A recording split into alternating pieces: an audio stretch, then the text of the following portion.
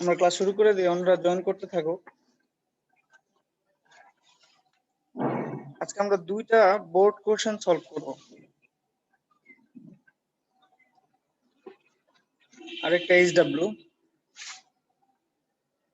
Rajshahi board 2019 গতিবিদ্যার যে প্রশ্নটা আছে,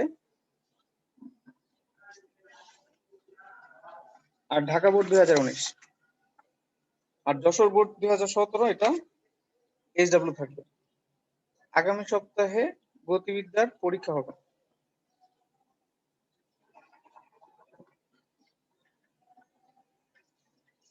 আসসালামু আলাইকুম স্যার। ওয়ালাইকুম আসসালাম। আমাদের যেহেতু সময় কম, আমরা অপেক্ষা না করি, শুরু করে দিই যারা আছে তারাই। ওকে,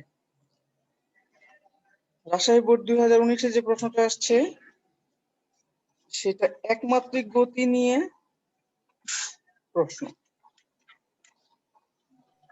9 10 থেকে, ওয়ালাইকুম আসসালাম, 9 10 থেকে আমরা একমাত্রিক গতি নিয়ে পড়ে আসতেছি, সমস্যা হওয়ার কথা না।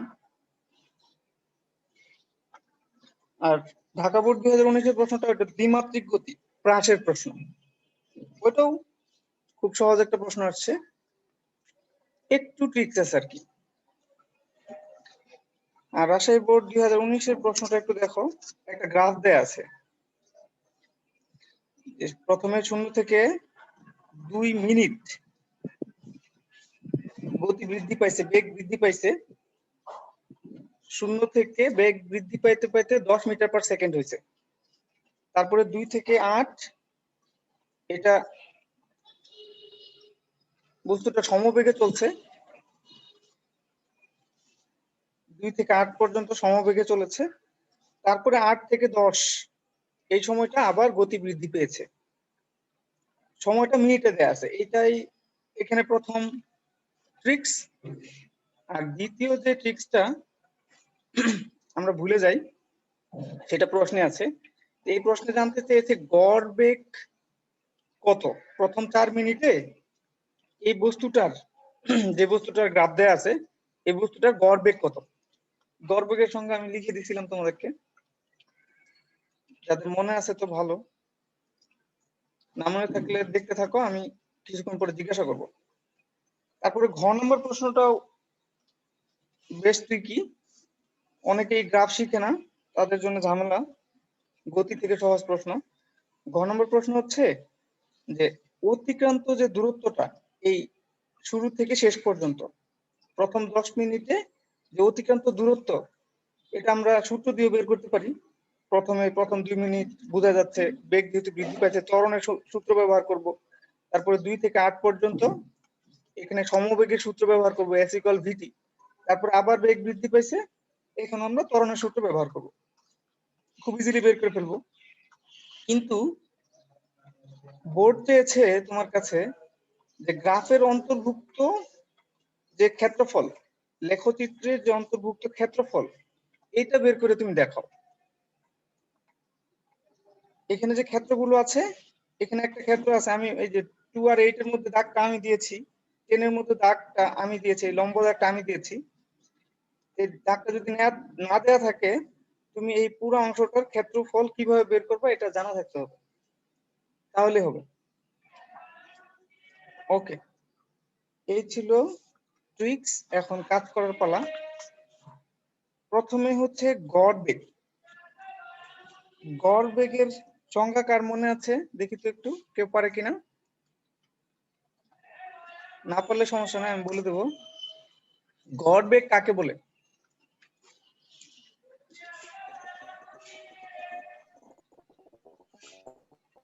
স্যার, প্রতি একক সময়ে যে দূরত্ব গড়বেগ বলে। প্রতি একক সময়ে যে দ্রুত অতিক্রম করে সেটা হচ্ছে বেগ। আর আমরা জানতে চাচ্ছি গড় বেগ।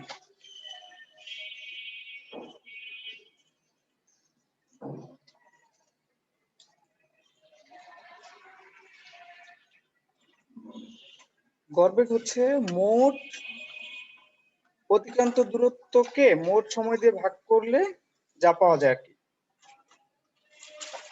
মোট অতিক্রান্ত দূরত্বকে মোট ব্যয়িত সময় দিয়ে ভাগ করলে গড় বেগ পাওয়া যায়। তোমাদের ক্লাসে আমি লিখে দিছিলাম প্রথম যে লেকচারটা ছিল, আবার দেখো, বেসিক কিন্তু কাজে লাগে সব সময়, এখন না কাজে লাগলেও অ্যাডমিশনে কাজে লাগবে। ওকে, তাহলে প্রথম প্রশ্নটা হচ্ছে 4 মিনিটে, প্রথম 4 মিনিটে এই বস্তুটার গড় বেগ কত? দেখো এখানে প্রথম যে ডিফিকাল্টিটা ফেস করবে তুমি, যে সরাসরি প্রথম 4 মিনিট এর জন্য বেগ তুমি হিসাব করতে পারবা না। কারণ হচ্ছে প্রথম 2 মিনিট বেগ বৃদ্ধি পাইছে, এর জন্য একটা সমীকরণ, তারপরে 2 থেকে 4 পর্যন্ত, এদিকে 2 থেকে 8 পর্যন্ত অ্যাকচুয়ালি সমবেগে চলছে। এটা ত্বরণের সমীকরণ না, ত্বরণের সমীকরণ ব্যবহার করতে পারবা না। তো প্রথম 4 মিনিটের যে সরণটা, এটা বের করতে তোমার 2টা স্টেপ অবশ্যই পার করতে হবে। আমরা একটু দেখি কিভাবে করি। প্রথম অংশটা একটু আস্তে করতেছি, তারপরে অংশ দ্রুত করতে হবে, না হলে শেষ হবে না। তাহলে আমাদের কি করতে হবে, যে আমাদের যে গ্রাফ আছে, গ্রাফটাকে আমরা দুইটা অংশে ভাগ করে নিতে হবে। মনে করো এটা হচ্ছে 2 সেকেন্ড, এটা হচ্ছে 4 সেকেন্ড, এটা হচ্ছে 15 মিটার পার সেকেন্ড। আচ্ছা মিনিট, এটা কিন্তু মিনিট। ওকে, তাহলে প্রথম 2 মিনিটে ধরলাম যে S1 দূরত্ব অতিক্রম করেছে, পরের 2 মিনিটে S2 দূরত্ব অতিক্রম করেছে। তো S1 এর ক্ষেত্রে তুমি এইভাবেই গ্রাফের মধ্যে লিখবা, সমস্যা নাই, নতুন একটা গ্রাফ এঁকে এইভাবেই লিখবা। S1 এর ক্ষেত্রে আমাদের যেহেতু ত্বরণ হয়েছে, সমীকরণটা কি ছিল সরণ বের করার? v প্লাস ইউ বা v plus v nought divided by 2 into t. এখানে দেয়া আছে শেষ বেগ দেয়া আছে 15, শেষ বেগ দেয়া আছে 15, আর আদি বেগ দেয়া আছে 0, 0 থেকে শুরু করছিল, নিচে 2। এখানে সময়ের ক্ষেত্রে বিষয়টা হচ্ছে এখানে 2 সেকেন্ড না, 2 মিনিট, তাহলে 2 এর সাথে 60 যোগ করে দিতে হবে সরণ বের করতে চাইলে। তা আমরা এখানে যদি হিসাবটা করি, তাহলে আচ্ছা প্রথমটা ছিল এখানে 10, তাই না? 10 ছিল, পরে 15 ছিল, তাহলে এখানে প্রথম 2 মিনিট পরে শেষ বেগ 10। এইখানে তাহলে কি হবে শেষ পর্যন্ত? 2 2 কাটা গেলে 600 মিটার হয়ে যাবে। অনেকে মনে করবে যে মিনিট দেয়া, তাহলে ভুল করে মনে হয় সেকেন্ড দিছে, আমি সেকেন্ড দিয়ে দিই, এটা করা যাবে না। তাহলে S1 হচ্ছে 600 মিটার। এবার S2 বের করতে হবে। S2 এর ক্ষেত্রে আমাদের VT ব্যবহার করতে হবে, যেহেতু সমবেগে চলছে S ইকুয়াল VT সমীকরণটা ব্যবহার করতে হবে। S ইকুয়াল VT, সমবেগে আমরা জানি 10, এখানেও 2 মিনিট যেহেতু, তাহলে 2 ইন্টু 60। আমাদের এখানে রেজাল্ট হবে 6 দুগুণে 1200 মিটার, 1200 মিটার। ওকে, এবার তাহলে আমাদের মোট সরণ বের হয়ে গেল S1 প্লাস S2 ইকুয়াল 4 মিনিটে, প্রথম 4 মিনিটে সরণ S, এটা হচ্ছে 600 প্লাস 1200 সমান 1800 মিটার। আমাদের সময় জানা আছে 4 মিনিট, সরণ জানা আছে 1800 মিটার, তাহলে গড় বেগ বের হয়ে যাবে। গড় বেগ হচ্ছে মোট অতিক্রান্ত দূরত্ব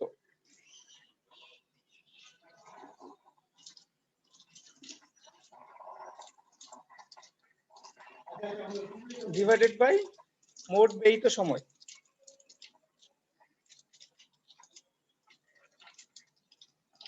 মোট ব্যয়িত সময়, তো মোট অতিক্রান্ত দূরত্ব 1800 মিটার পেয়েছিলাম, 600 আর 1200, আর মোট ব্যয়িত সময় 4 মিনিট, 4 ইন্টু 60 সমান সমান 7.5 মিটার পার সেকেন্ড।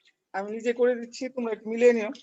এখন যদি কেউ ভুল করে মিনিটকে সেকেন্ডে না নিত, তাহলে কিন্তু তার উত্তর একই হইতো। আমি একটু দেখাই বিষয়টা, তোমার কিন্তু মার্কস পাইতে না আর কি, মার্কস কাটা যেত। এই 60 যদি না নাও, তাহলে এখানে তোমার হবে 10, আমি হিসাবটা দেখাচ্ছি। আর এখানে যদি 60 না নাও, তাহলে তোমার হবে এখানে 20, তাহলে অতিক্রান্ত দূরত্ব হবে 10 আর 20 30, অতিক্রান্ত দূরত্ব হবে 30, আর মোট ব্যয়িত সময় তো 4, এটাও কিন্তু 7.5 আসবে।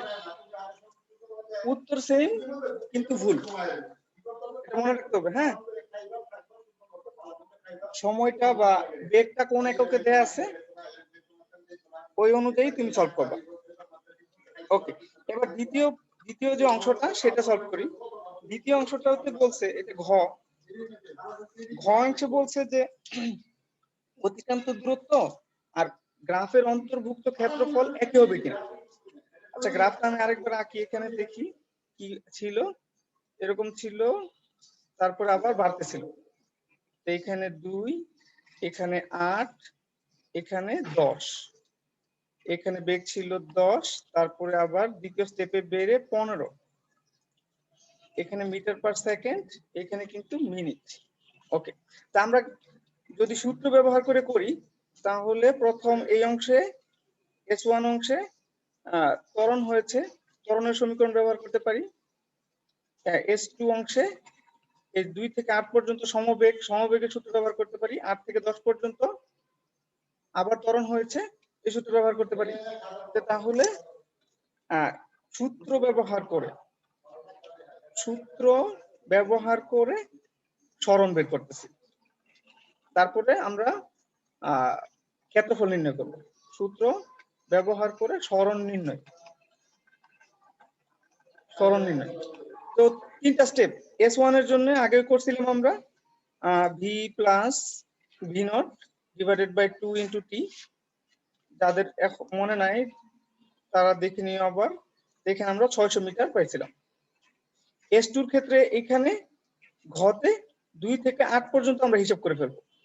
তো S2 এর ক্ষেত্রে আমাদের কি হবে, S2 ইকুয়াল টু VT, যেহেতু আমাদের এখানে সমবেগে চলতেছে 2 থেকে 8 মিনিট পর্যন্ত সমবেগে চলতেছে 10 মিটার পার সেকেন্ড বেগে, তাহলে v এর মান 10 আর সময় হচ্ছে 2 থেকে 8 পর্যন্ত 6 second, 8 minus 2 sorry 6 minute into 60 second.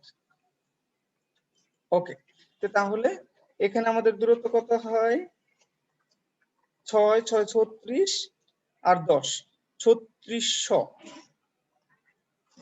3600 metre. এই অংশটুকু 3600 মিটার। এবার S3 কিভাবে বের করব, S3 ও বের করতে জানি আমরা একইভাবে, এই যে S1 এর মতো করে বের করে ফেলবো।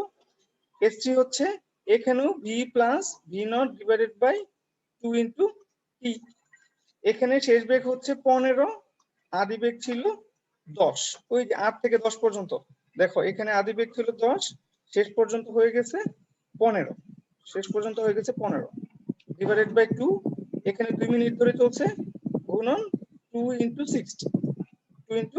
60। তাহলে এখানে যদি গুণটা করি, আমি করে রেখেছি তোমাদের জন্য 1500 মিটার। টোটাল ডিস্টেন্সটা কত হবে, সূত্র ব্যবহার করে S1 plus S2 plus S3 equal হবে হচ্ছে 36 আর 6 হচ্ছে 42 আর 15 57, তাহলে 5700 মিটার, প্রায় 6 কিলোমিটার, দূরত্ব অতিক্রম করবে 10 মিনিটে। ওকে, এটা ছিল আমাদের সূত্র ব্যবহার করে। এবার আমরা ক্ষেত্রফল নির্ণয় করব। অন্তর্ভুক্ত ক্ষেত্রফল নির্ণয় করে আমরা কি করতে পারি, অতিক্রান্ত দূরত্ব নির্ণয় করতে পারি। এবার অন্তর্ভুক্ত ক্ষেত্রফল কিরকম একটু আবার দেখি। এখানে এখানে এখানে এরকম ছিল। দেখো S1টা এখানে ত্রিভুজ, তাহলে ত্রিভুজের ক্ষেত্রফল নির্ণয় করলেই S1 টাইমে কতটুকু দূরত্ব অতিক্রম করছে বের হবে। S2টা এখানে আয়তক্ষেত্র, এই আয়তক্ষেত্রের ক্ষেত্রফল বের করলে হয়ে যাবে। আর S3টা এটা হচ্ছে ট্রাপিজিয়াম, তাহলে ট্রাপিজিয়ামের ক্ষেত্রফলের সূত্রটা আমাদের জানা থাকতে হবে। ট্রাপিজিয়ামের ক্ষেত্রফলের সূত্রটা তোমরা S1 S2 করতে পারবা। আর ট্রাপিজিয়ামের ক্ষেত্রফলের সূত্রটা কারো কি মনে আছে, দেখি তো তোমরা কেমন মনে রাখছো ম্যাথ, আর কারা কারা বলি। ভুলে গেছো? ট্রাপিজিয়ামের ক্ষেত্রফলের সূত্র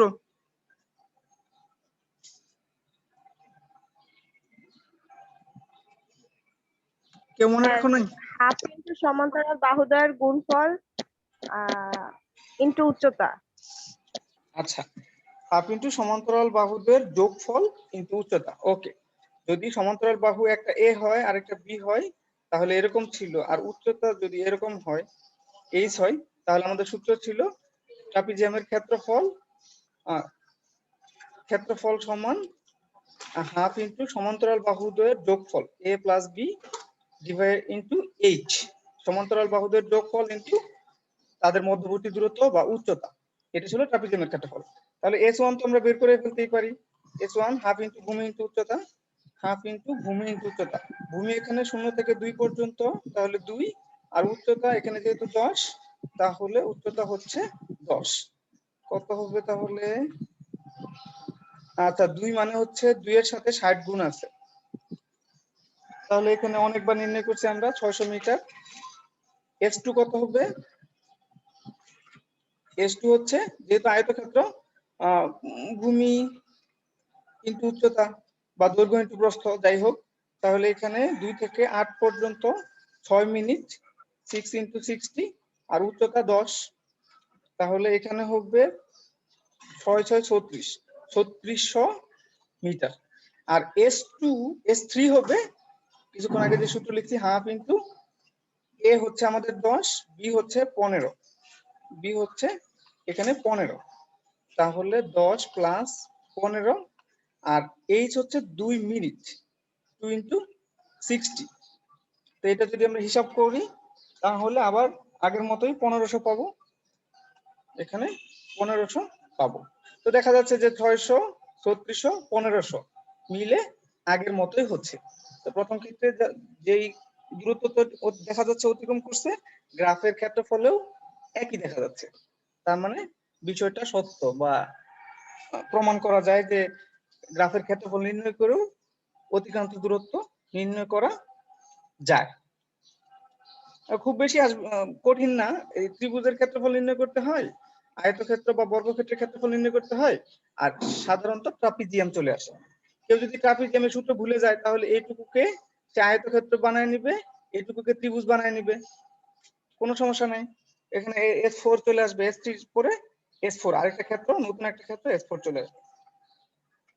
ওকে, এবার ঢাকা বোর্ড, ঢাকা লিখতে যায়, টাকা চলে আসতেছে। ঢাকা 19-এর যে প্রশ্নটা সেটা এরকম ছিল, ভাষায় লেখা ছিল, আমি তোমাদের একটু বলে দিচ্ছি, একটু ট্রিক্সটা বলে দিচ্ছি। এরা বলছে যে কোনো একজন খেলোয়াড় 30 মিটার পার সেকেন্ড বেগে একটা বলকে মারলো, বলকে আঘাত করলো। এখন আর কোনো ইনফরমেশন ওইভাবে দেয়া নাই এই সম্পর্কে, খেলোয়াড় সম্পর্কে আর কোনো তথ্য দেয়া নাই। একটা ইনফরমেশন দিছে, বলছে যে এই যে মারছে, আঘাত করছে, এটা সর্বোচ্চ দূরত্বে গেছে, সর্বোচ্চ দূরত্ব অতিক্রম করেছে, সর্বোচ্চ দূরত্ব অতিক্রম করেছে, এমন ভাবে শর্ট করেছে এটা সর্বোচ্চ দূরত্ব অতিক্রম করেছে। এটাই হচ্ছে আমাদের আরেকটা ইনফরমেশন। সর্বোচ্চ দূরত্ব কখন অতিক্রম করে আমরা জানি, আমাদের আর এর সমীকরণটা এরকম, ভি স্কোয়ার বা v nought square sine 2 theta nought divided by g, 2 theta nought divided by g, মানে বলটা কত দূরে গিয়ে পড়বে, রেঞ্জ পাল্লা কত হবে সেটা হচ্ছে আর square sine 2 theta nought by g. এইখানে সাইনের যে কোণটা এটাকেই পরিবর্তন করা যায়, বেগ যদি স্থির থাকে, জি তো স্থির, সাইনের মান পরিবর্তন যেরকম করবা তুমি ওই অনুযায়ী দূরত্ব অতিক্রম করবে। তুমি যদি 0 ডিগ্রি দাও তাহলে কি হবে, সোজা উপরে যায় আবার নিচে পড়ে যাবে বা এরকম কিছু হবে। আমরা জানি যে সাইনের এই মানটা সর্বোচ্চ 1 হতে পারে, এখান থেকে আমরা বের করছিলাম থিটা যদি হয় 45 ডিগ্রি তাহলে সর্বোচ্চ দূরত্বে যাবে। তার মানে সর্বোচ্চ দূরত্ব মানে হচ্ছে theta equal to 45 degree, theta not equal to 45 degree, এটা আমাদের দেয়া আছে, টেকনিক্যালি দেয়া আছে। তাহলে এইটা জেনে গেলাম। এবার হচ্ছে আরেকটা ইনফরমেশন দেয়া আছে। বলতে একটা খেলোয়াড় ফিল্ডার দাঁড়ায় ছিল, তার গতিবেগ দেয়া আছে, সে 10 মিটার পার সেকেন্ড বেগে দৌড়াইতে পারে। 10 মিটার পার সেকেন্ড বেগে দৌড়াইতে পারে। এই ব্যাটসম্যানটা যখন বলটাকে আঘাত করছিল, ক্রিকেটটা একটু ভালো জানতে হবে আর কি, তো এরপরে এই খেলোয়াড়টা 40 মিটার পর্যন্ত দৌড়াইছে। এই ব্যাটসম্যানটা আঘাত করার পরে এই ফিল্ডারটা 40 মিটার দৌড়াইছে। তার মানে হচ্ছে এখানে কতক্ষণ পর্যন্ত বলের গতি তোমার খেয়াল রাখতে হবে সেটা বলে দিছে।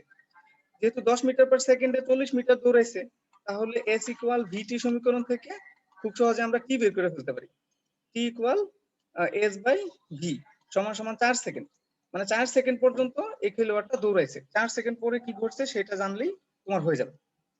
এই ছিল আমাদের উদ্দীপক। গতে চাইছে আমাদেরকে সহজ একটা প্রশ্ন, এটা আমি করে দিচ্ছি না, শুধু বলে দিচ্ছি। বলছে যে 2 সেকেন্ড পরে বলের বেগ কত? 2 সেকেন্ড পরে বলের বেগ কত? এটা তোমরা বের করতে পারো। আমরা জানি যে কোনো দ্বিমাত্রিক গতির ক্ষেত্রে যে কোনো বেগ বের করতে হলে x অক্ষের উপাংশ বের করে স্কয়ার করতে হবে, y অক্ষের উপাংশ বের করে স্কয়ার করতে হবে, তারপরে রুট করে দিতে হবে।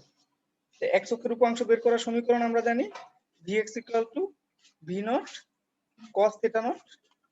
আমাদের v নট 30 জানা আছে, থিটা নট 45 ডিগ্রি জানা আছে, আর vy জানা আছে আমাদের সমীকরণ v not sin theta not minus gt। Theta তো জানাই আছে AG 17 কে এটা, আর g জানা আছে 9.8, t তো 2 সেকেন্ড দিয়ে দিছে। এই দুটো মান বের করে আমাদের v এর সমীকরণে যদি বসায় দেই, তাহলে আমাদের 2 সেকেন্ড পরে বেগ কত বের হয়ে যাবে। তো এটা আসলে তোমরা নিজেরাই পারবা।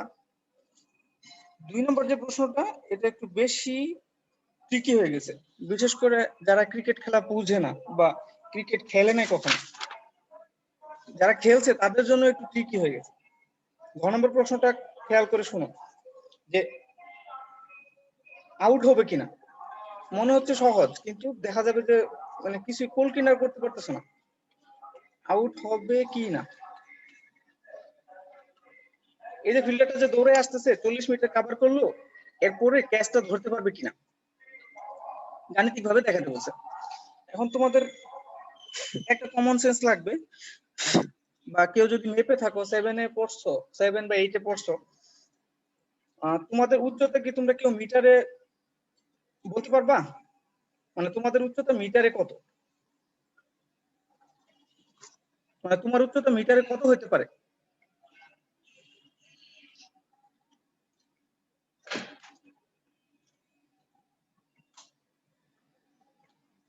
সেভেনের সামাজিক বিজ্ঞান বা বিজ্ঞান বইতে এটা করছো তোমরা সবাই। স্যার 1 পয়েন্ট সামথিং সামথিং ছিল যখন মাপছিলাম হ্যাঁ, মিটারে।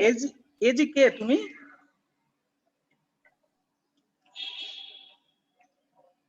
হ্যাঁ, যে কথা বললা তোমার নাম কি?